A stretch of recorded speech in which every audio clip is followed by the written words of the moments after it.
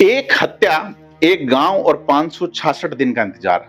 लेकिन जो chargesheet police ने अदालत में पेश की है वो सिर्फ एक हत्या की कहानी नहीं बताती।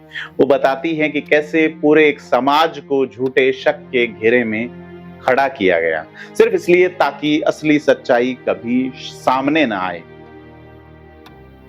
खेल रचने वाले व्यक्ति ने राजनीतिक मोहरे चले, सिस्टम उसको नहीं समझ पाया, इग्नोर करता रहा और उस व्यक्ति को अरेस्ट करवाने के लिए लोगों को, मृतक की मां को 18-18 दिन तक भूख हड़ताल करनी पड़ेगी। यह किसी ने नहीं सोचा था। जालोर के मांडोली गांव के गणपत सिंह हत्याकांड पे एक बार फिर से बात करनी बन रही है। नमस्कार, मैं प्रदीप हूं, आप थिंक 360 देख रहे हैं। बात करते हैं। आप जानते हैं मामला क्या है? जालोर का गणपत सिंह मांडोली हत्याकांड। एक किराना व्यवसायी, मांडोली गांव में 2 साल पहले गणपत सिंह की हत्या हुई थी। एक ऐसा केस जिसे शुरू से ही पुलिस ब्लाइंड मर्डर यानी बिना किसी सीधे सुराग वाला मामला मान रही थी। शुरुआती जांच में शक की दुई एक खास दिशा में मुड़ गई या मोड़ दी गई। देवासी समाज के करीब 70 लोगों से पूछताछ हुई। आखिरकार पुलिस ने देवासी समाज के 2 लोगों पुनमाराम और रायमाराम को संदिग्ध माना भी।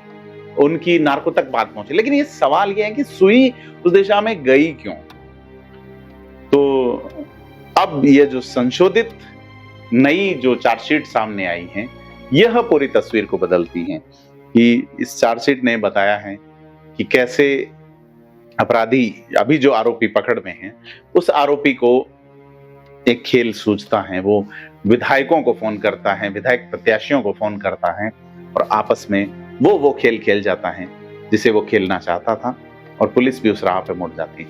क्योंकि इस पूरी स्टोरी के सबसे जरूरी हिस्से पे बात करें, क्योंकि पुलिस की जो संशोधित चार्जशीट है उसके अनुसार हत्या की अगली सुबह ठीक 5:15 बजे गजेंद्र सिंह अपने घर से निकलकर सीधे जोधपुर के लिए रवाना हो जाता है। सुबह 9:20 पे गांव के बाबूराम देवासी के जरिए उसे फोन पर हत्या की सूचना मिलती है। उस वक्त वो जो भादराजुन के आसपास कहीं था। तो चार्जशीट का आरोप है कि चूंकि जिस जगह हत्या हुई वहां आसपास देवासी समाज के लोग रहते हैं और सूचना भी एक देवासी व्यक्ति ने दी थी। इसी आधार पर गजेंद्र सिंह ने पूरा शक देवासी समाज पर मढ़ने की कोशिश शुरू कर दी और उसने भीनमाल के विधायक डॉक्टर समरजीत सिंह को फोन करके सूचना दी कि प्रशासन को कॉल करके पुलिस बुलाएं, और उसके बाद जांच की दिशा मोड़ने के लिए पूर्व विधायक नारायण सिंह देवल को फोन करके कहा कि हत्या देवासी समाज के लोगों ने की है। नारायण सिंह देवल जो 8-9 महीने पहले ही रतन देवासी से चुनाव हारते हैं।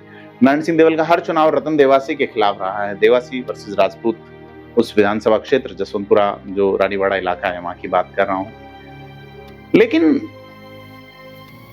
ये जो चौंकाने वाला हिस्सा है कि गजेंद्र सिंह ने यह तक कहा कि अगर मामला देवासी समाज की तरफ मुड़ जाए तो रानीवाड़ा विधायक रतन देवासी उनके पक्ष में खड़े होंगे और पुलिस पे दबाव बनेगा, जिससे असली हत्यारे पुलिस तक कभी पहुंच नहीं पाएंगे। लेकिन आप देखिए कि दोनों ही मामलों, चाहे नारायण सिंह देवल की बात करें या रतन देवासी की, रतन देवासी अंत तक तमाम तरह के आरोपों के बावजूद खामोश और शांत रहते हैं। नारायण सिंह देवल भी इस मामले में खुलासे के लिए जो विधिक उपाय अमल में लाने थे, जो प्रोसीजर अमल में लाना था, उसके पक्ष में खड़े रहे, भले ही वो सीएम को लेटर लिखना हो, तमाम चीजें। तो 2 समाज आमने सामने खड़े, मतलब वैमनस्यता जैसी स्थिति नहीं आ पाई, थोड़ी सी खटास जरूर आ गई। लेकिन अगर पुलिस इसको शुरू से खोलने की उसमें रहती तो ये खटास भी नहीं आती। और इस एडिशनल चार्जशीट का यह भी दावा है कि गजेंद्र सिंह ने अपने पिता सुरेंद्र सिंह को फोन करके एक सोची समझी रणनीति के तहत देवासी समाज का नाम गांव में फैलाने के लिए कहा।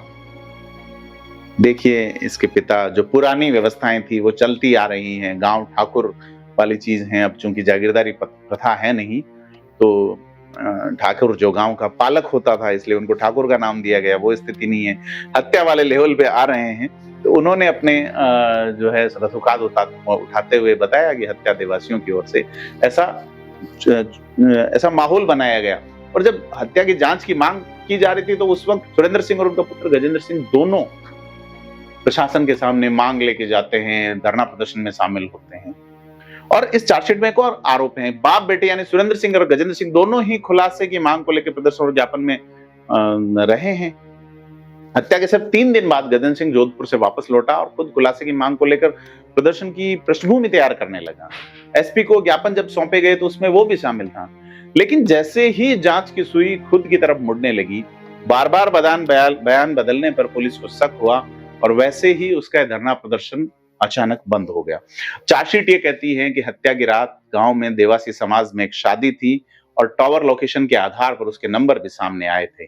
यही वो शुरुआती आधार था जिसने जांच को एक गलत दिशा दिखा दी। आपको बता दें, विवाह में आए लोग, दूल्हे तक को पुलिस ने बुलाया केवल और केवल एक अपराधी या आपराधिक मानसिकता आरोपी की ओर से, एक आरोपी, अपराधी अभी मैं नहीं कहूंगा क्योंकि कोर्ट की ओर से कोई कन्विक्शन नहीं है, तो आरोपी की ओर से ऐसी कोशिश होती है और उसमें वो सफल रहता है। अब बड़ी चीज ये है कि पुलिस ने पहली बार सुरेंद्र सिंह को संदिग्ध माना है। चार्जशीट कह रहे हैं कि उसकी भूमिका की जांच भारतीय न्याय संहिता बीएनएसएस की धारा 193(9) के तहत आगे बढ़ेगी।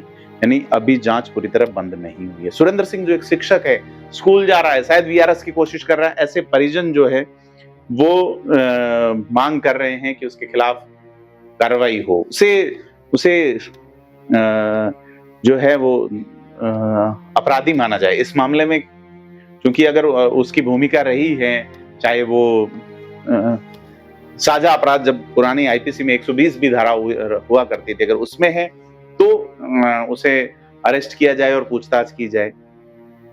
और सारा कुल माहौल जो है वो बड़े सवालों का है। मैं पहले भी ये सवाल उठा चुका कि इसकी हत्या में वागाराम, लच्छू देवी और गजेंद्र सिंह, ये 3 लोग जेल गए।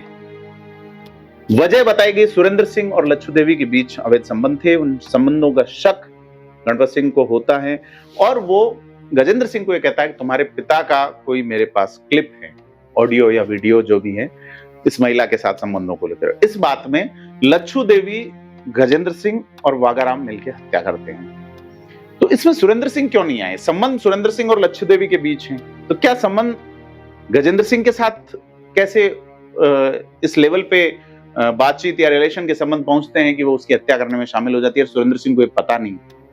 ये सवाल हम लगातार थिंक 360 पे उठा रहे हैं। किस जांच की दिशा जो मुड़ी है, इसमें आईपीएस ने जांच की, आरपीएस ने की, सीआई ने, सब इंस्पेक्टर ने, सभी लेवल पे, लेकिन सवाल पहले दिन से रहा कि पुलिस ने इसे डिले होने दिया और पुलिस ने चीजें मुड़ जाने दी कि अगर 2 जने उसे उठा के लाके यहाँ गिराया या यहाँ मार के उसे फेंके, तमाम चीजें, एफएसएल और ये सारी चीजें जो है कई, और ये केस इस तरह से फैलाया हुआ रायता जो है कन्विक्शन तक पहुंचेगा या नहीं, ये भी बड़ा सवाल है।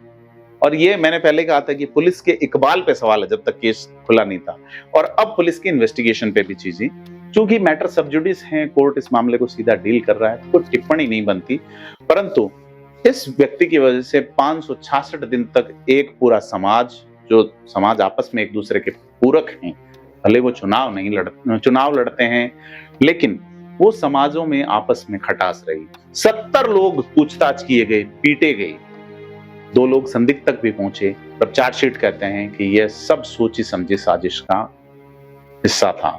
सवाल ये नहीं कि दोष किस पे है, क्योंकि जांच अभी भी जारी है, सब जुडिस है, अंतिम फैसला माननीय अदालत करेगी। सवाल ये है कि जांच की दिशा की शुरुआत में ही बिना किसी सोची समझी रणनीति से मोड़ी जा सकती है, तो अब आम आदमी जांच पे भरोसा कैसे करें? आपको क्या लगता है? कमेंट करके बताइए, वीडियो को लाइक शेयर जरूर करिए। धन्यवाद।